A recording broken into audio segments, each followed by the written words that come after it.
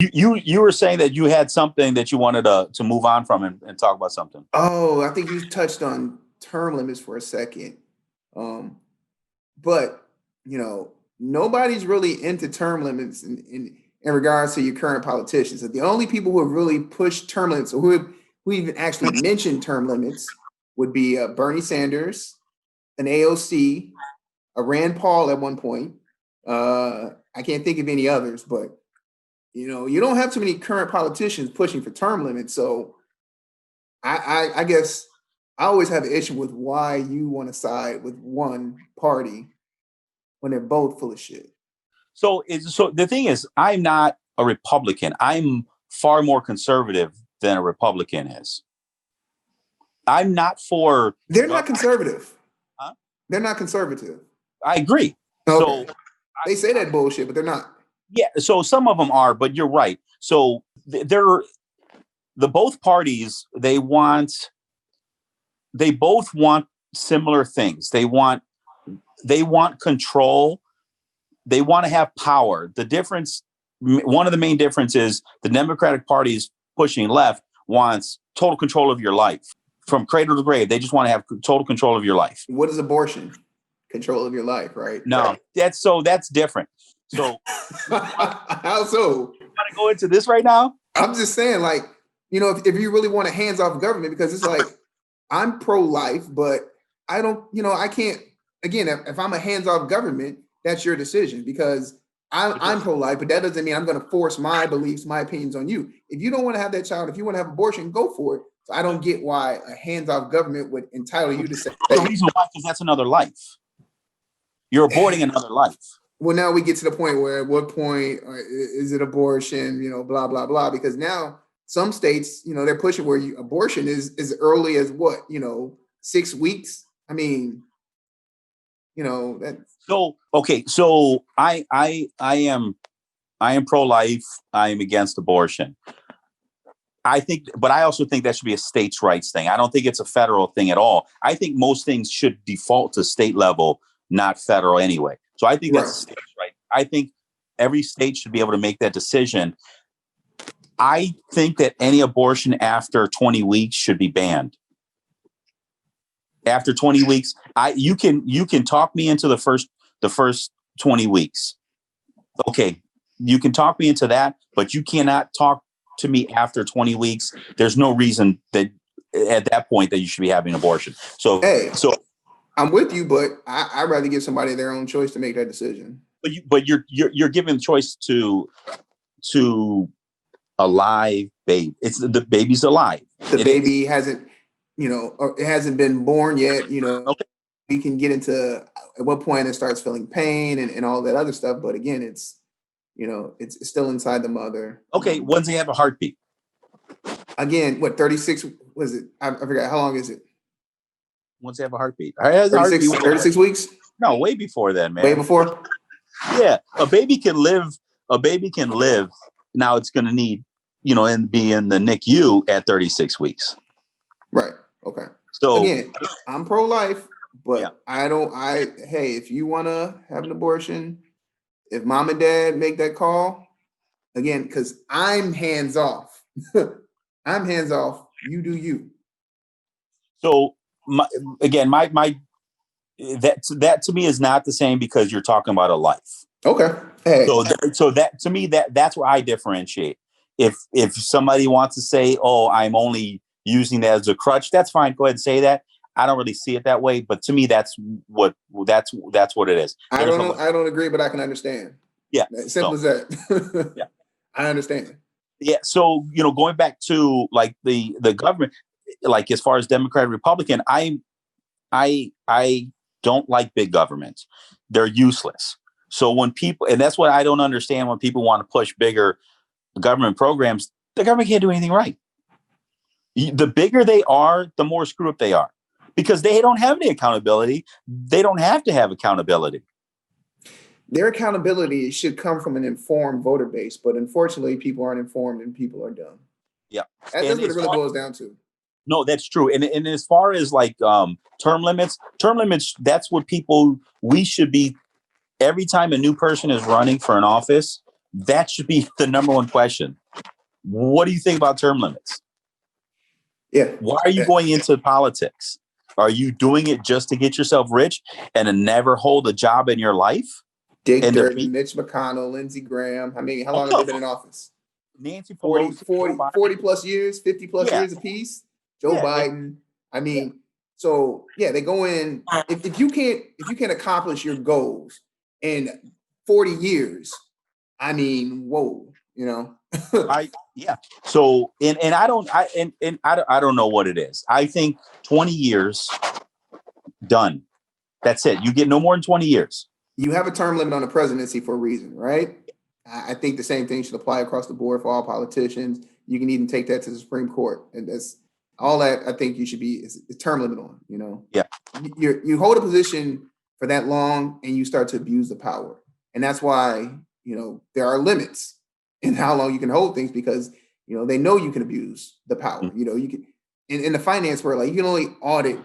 You can only, have accounts for so long. You can only do this for so long because you start to know all the faces, all the players, and you're able to, milk it for your own benefit and reason. So again, term limits, and anybody who's not in favor should go. But again, that's on the voting base, and we don't push that.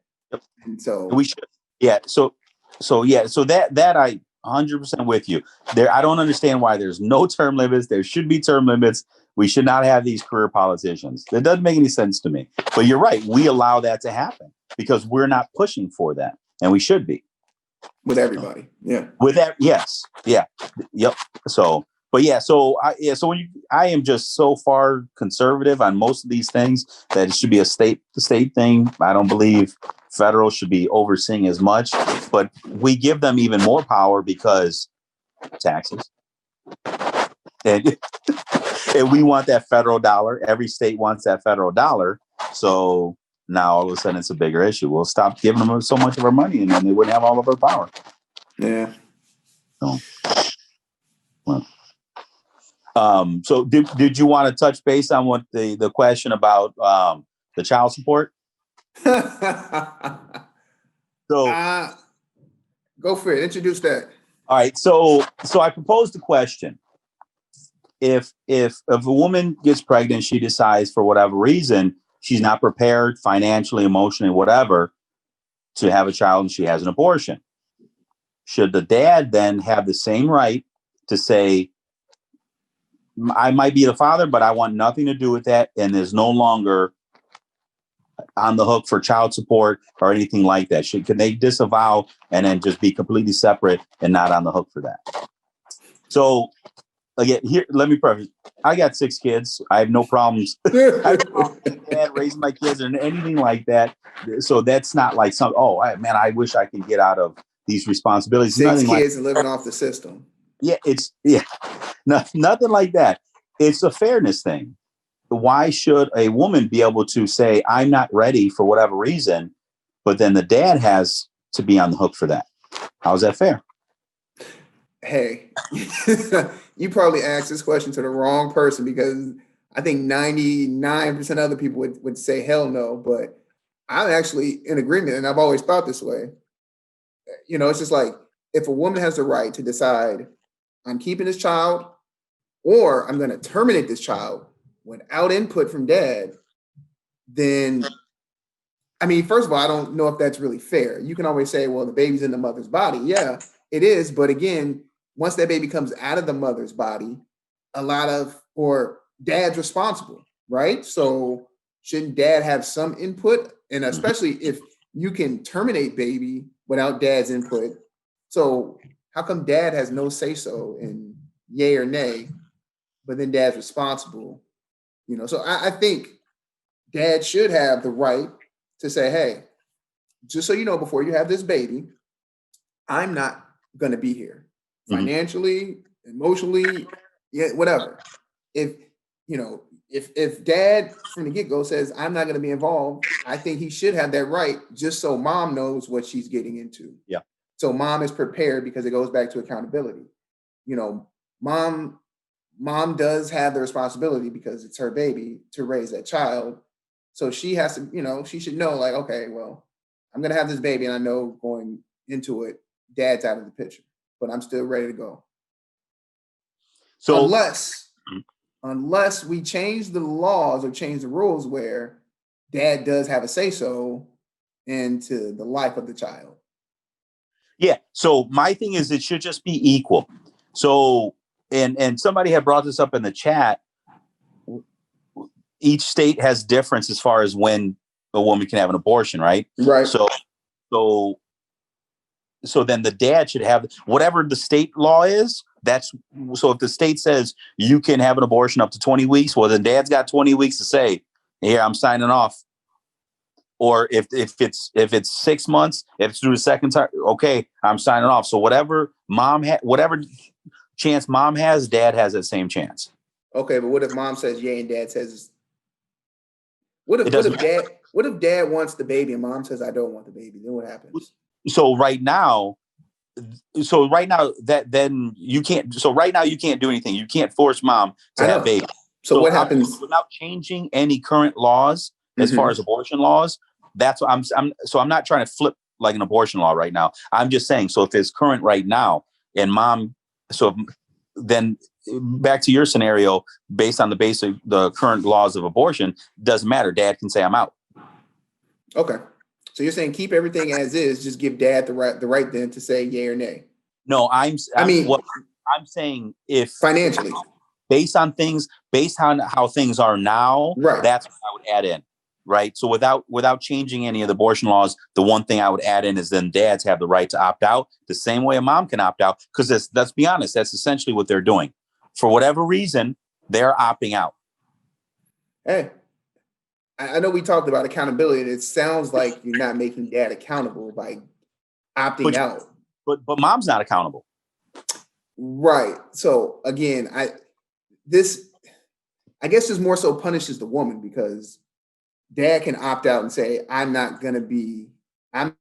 financially responsible for what I helped do. And that's a punishment to mom. Okay. It's a punishment because she then has to, endure that solo. Okay. But how many times is a man punished because the woman says I'm out? Right. So everything's not going to be fair. Yeah. Life isn't going to be fair. Exactly. The situation is not going to be fair. But right now it's completely one-sided. Yeah.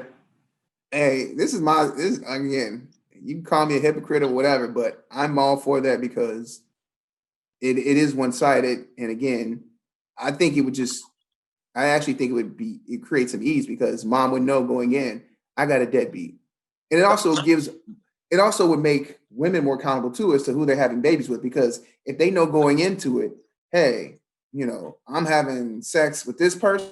I mean, they already know this going into it, but some women, I can get child support, blah, blah, blah. But if they know going into it, like for this solo by myself, what am I doing? Why am I doing it with this person? It does make people think, and it makes mom more accountable. And at the end of the day, mom is the one that's carrying the child. So mom, in this instance, mom should be the one that has a little bit more responsibility. That's the way it is. Yeah. So that's just something what's funny is I brought this up in a chit chat, I think in year 1 when we first started. What the hell? Oh, that's sexist. Yeah. And I was like, I'm not proposing it, but let's be honest, this is fair. And I was like, so I don't even know why it popped in my head, but it just popped in my head again. We're talking about fairness. Hey, it's not fair how it is now. No, and you see a lot of shit that's not fair. Like a woman could put a man's name down on a birth certificate. They can go after him for all his child support, and it turns out he's not dad, or he could sign the birth certificate, and then turns out mom lied, not your baby, and you still responsible for these payments. I mean, shit's not fair. So, and that's a whole other topic. How these laws are written, and they're so anti-dad. Yeah, it's always it's in favor of the woman. It is. Yeah. Yep. It's in favor of the woman who votes more than the man, though. Ironic. Yeah. So, well, did you have any topics that you want to touch on? Did you watch any of the town halls? I'm not watching any of that shit. What's the point? You didn't really learn. So the only thing you learned is the difference in styles, how both candidates are treated. But you hear me? Oh no, so that's really the only thing. You didn't learn anything new. It's just how the difference in how they're both treated from the moderators and the media. That's which everybody knew anyway. Wait a minute. Was the town hall like was it a virtual type deal? No. So they were supposed to have the debate or whatever, and then the one moderator got caught lying, said his Twitter was hacked, which never happened. And so Biden had a town hall on ABC, like a 2-hour one, and then NBC put an hour for Trump. So they had dueling town halls. You know what? Here's one I gotta ask you. Trump supporters. I get voting for somebody. First of all, I don't understand how you could agree with somebody 100% of the time and defend them 100% of the time. I get if certain policies align with your thinking, or the other person is totally, his policies align 180 degrees against your thinking, so you vote for this guy. What I don't get is why we have people who are so, willing to defend, willing to die for it. It just goes back to, the old monarchy days where people would just line up and fight for the king or fight for the emperor, when it's like, dude, you're not getting shit. You know what I'm saying? Like, why is his base so steadfast in saying that everything he does is right? Like, I just don't get it. So there's two reasons, right? So the first one, and I've explained this, and people, for whatever reason, people can't grasp this. Okay, when Bush was in office, he was called every name. He never defended himself, never. But people would say, "Oh, he's above all that. Look how presidential, blah blah blah. He's above all that." He took so much abuse, and he never responded.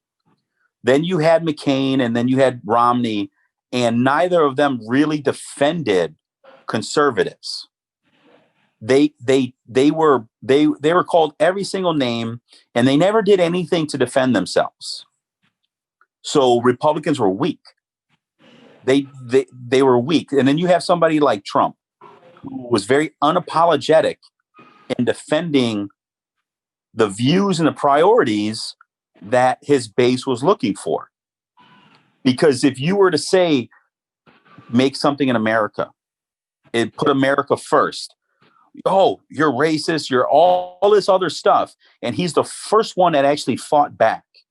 So if you're the underdog, if you feel like you're the underdog and it doesn't matter what you say, you're being attacked, and you finally have somebody at the highest level that is fighting for you. That's how he got most of his base so strong. It wasn't it. People say, "Oh, it's racism." It's not. That's not what it is. It's he was fighting for you. So could you then spin that and say, well, Barack took a lot of shit. He had people calling him this and that, and he never really defended himself. I guess Absolutely. Hillary the same way. I mean, huh? But he had the media doing it all for him. You still had people. You could say he had the media, but he didn't have the whole media. I mean, no. They've done. They took the same abuse, in my opinion. No, they've done this extensively, right? The percentage of positive versus negative media coverage. Well, I mean, I guess you got to think of too of what was going on in their presidencies, like Bush, war, big deficit, Obama, economy on the rebound, war. Lowered the deficit, right? Though. I mean, you could spin it and say you can say from a deficit, and the healthcare, you could just say he had a better presidency, so he was viewed differently. So you do realize that Trump's approval rating is higher than Obama's at the same time in their first? I think both are terrible presidents. No, which is fine. But you asked the question, right? So there was the two parts, right? So the second part is why does he get defended? Is because we see, if you're being objective, the way he's treated is so, because it doesn't matter what he says. The fact that in the last debate, they're still bringing up the Charlottesville, he said there's good people on both sides. Stop. Look at the whole context. That's not what he was talking about. He was not saying the KKK was good people. It's never what he said. the fact that stuff still gets brought up and people don't understand that. He left it out there. No, he didn't. He left it out there. He said there are good people on both sides, and he was talking about. But to be fair, that's not what he was talking about specifically. Was take the people wanting to take down the monuments. That's what he was referring to. And there's if you look at the whole speech or even in that part of it, it's clear as day what he was saying. I don't think it's clear. It is clear. I don't think it's clear. I challenge you to go look at that. And then the other one was he called all Mexicans rapists and murderers. But not what he said. Hold on. So going back to the sure. So we're talking about the people who were marching that were saying Jews will not replace us, or are we talking about somebody else? Are we talking about a different group? You're talking about the Charlottesville one? Yeah. So the only thing he was referring to was there was two groups there, and some people wanted to take down the monuments and the others didn't. And then you had the idiot KKK people show up. The only time they are important is when the media gives them any kind of platform. Nobody listens to them. They're irrelevant for the most part. Wasn't the whole point of that rally though, like anti-Jew? It was a monument.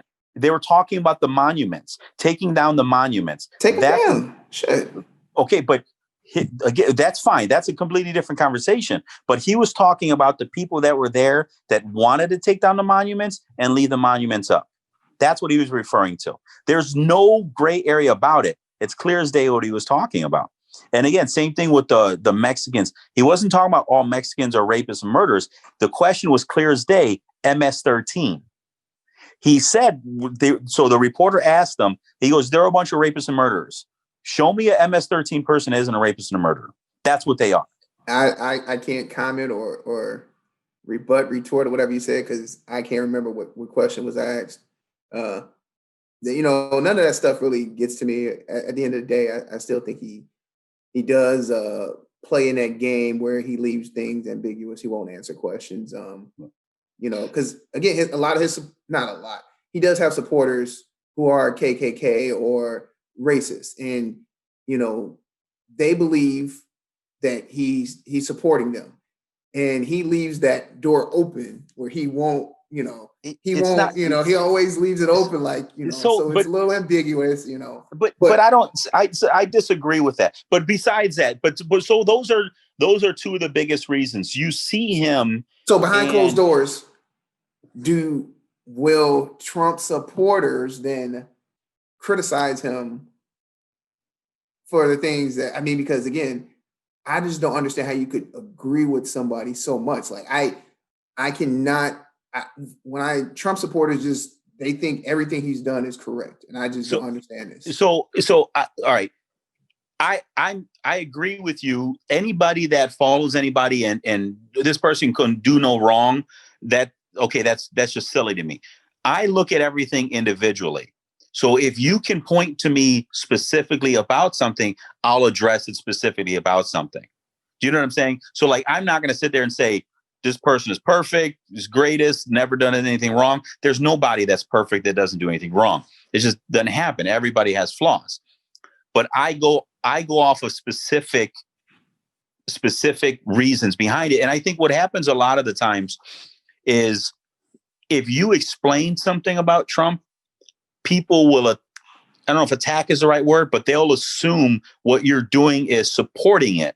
It's not so much supporting it, but you're explaining the reason behind it from your perspective, right? So somebody asked me about something. From my perspective, this is what he's doing. This is why he's doing it.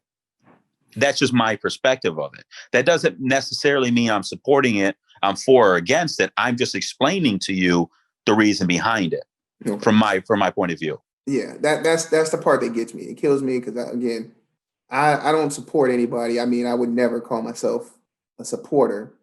I'll vote for somebody, but I'm voting for certain reasons. I'm not a supporter because, again, they're all full of shit. They're all looking out for their own interests.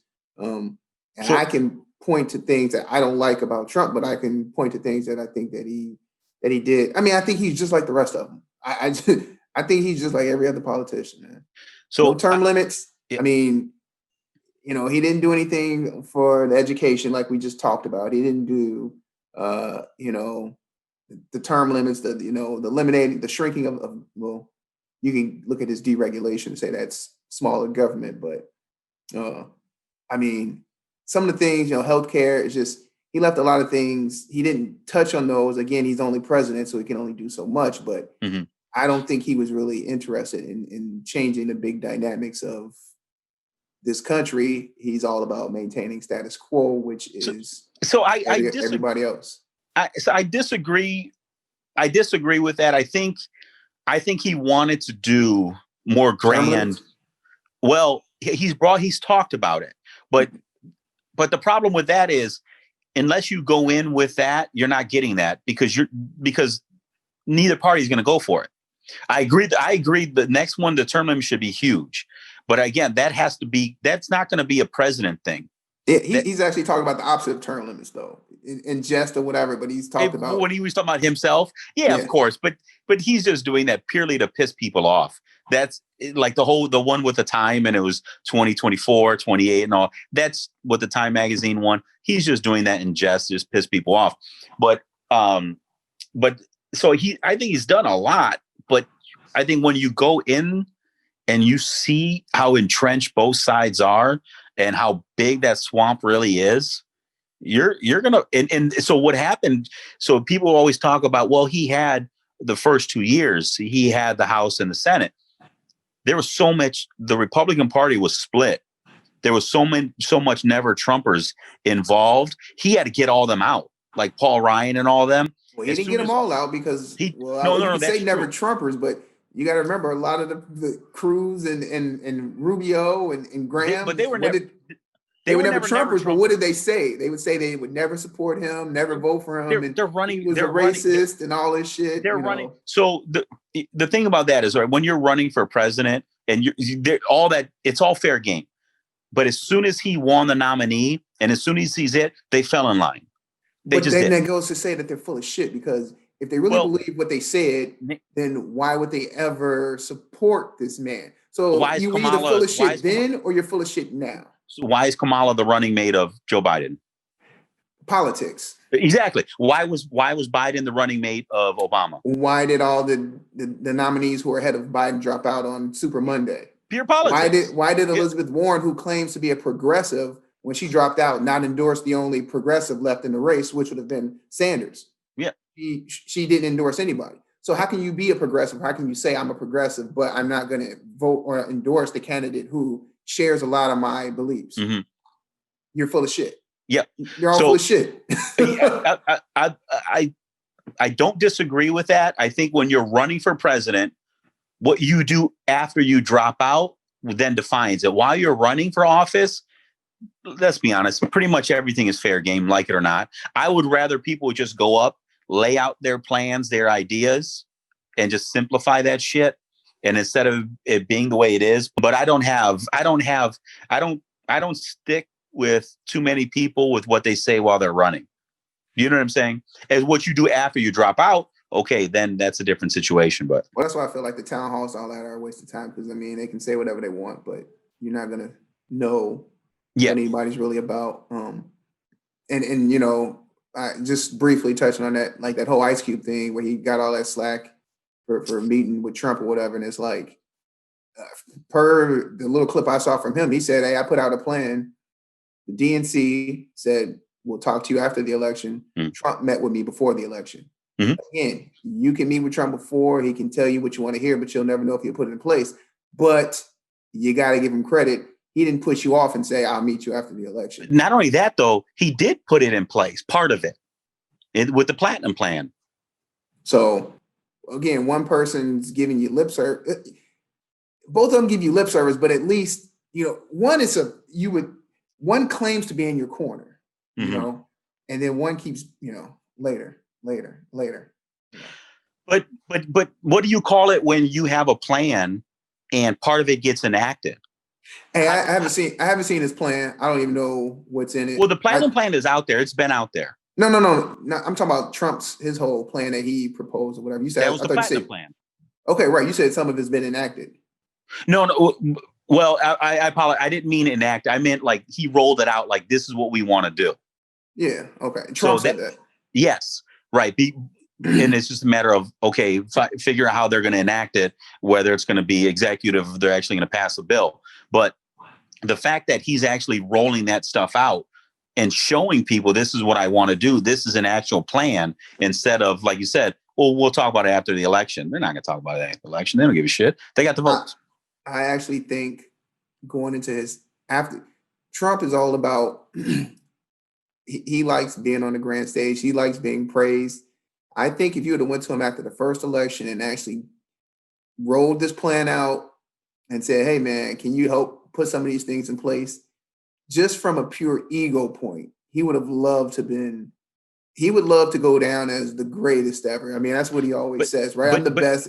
But I think you could have actually got a lot of stuff done if you would have rolled it out then. And then you could have seen what he put in place, what he did, and then you could actually judge him. I think.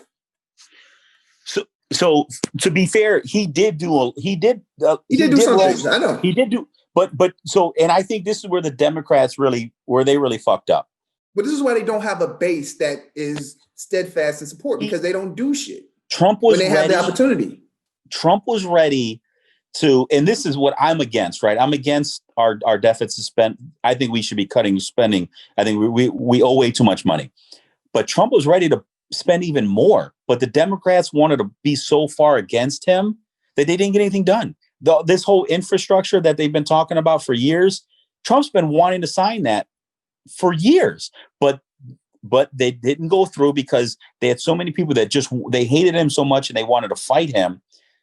This is why you have that. And this is the same reason why you had people not working with Obama when he proposed things that they were in favor of. It's because the other side is completely evil, because this party is going to ruin the country. You know, Bush is the worst president ever. Obama is the worst president ever. Trump is the worst president ever. Biden's going to be the worst president ever. We're going to, it's always the worst ever scenario from the other party. And that's why you can't side with somebody, because you've already painted them as the worst ever. So if you step across that sideline, then what are you? Then you're a liar, because you just told everybody they're the worst ever. So the narrative has to stop. But again, the narrative is not going to stop because you don't have term limits. Now, if you had term limits, people wouldn't be so concerned about how they're viewed, because they would be like, hey, my time's actually coming up. So I actually want to see things get done, so I'm going to work with this person. I'm not going to paint them as the worst person ever. I don't agree with some of the shit they do, but we agree on some things. Let's get those things that we agree on done. What's so hard about that? Yeah, and being honest about what you're for. So, like, I hate AOC. I think she's an idiot. I can't stand her. But I respect the fact that she tells you what she's about. You got a crush on her, don't you? No. She's an idiot. She's just an idiot. Her handlers. She's about term limits. No, which is fine. Again, what she tells you what she's for, and she doesn't bullshit that. So I respect that part of her. You know exactly where she's coming from and what her end goal is. A lot of these other politicians, they'll tell you what they want, but they don't tell you the end goal. And the end goal for them is always more power, more control. So that's one thing I hate about all these politicians is, what is your end goal? She tells you she's a commie. She tells you her end goal. A commie. Come on. Let's here we be go honest. with the labels. That's what you wouldn't call her a socialist. She's not a socialist. She's a commie, but regardless. All of them are communists then. Martin Luther King was a communist, right? Malcolm X was a communist, socialist. All those titles and names get thrown out is full of, again, that's more of a scare tactic. I don't think it's a scare tactic. They want government control. That's not a over scare some tactic. things. That's what they want. Over some things. Over everything. Not everything. No. Nobody trusts the government like that. Look at their tax. They want the taxes to go up to 70%. What's that leave you with? Ew. Nothing.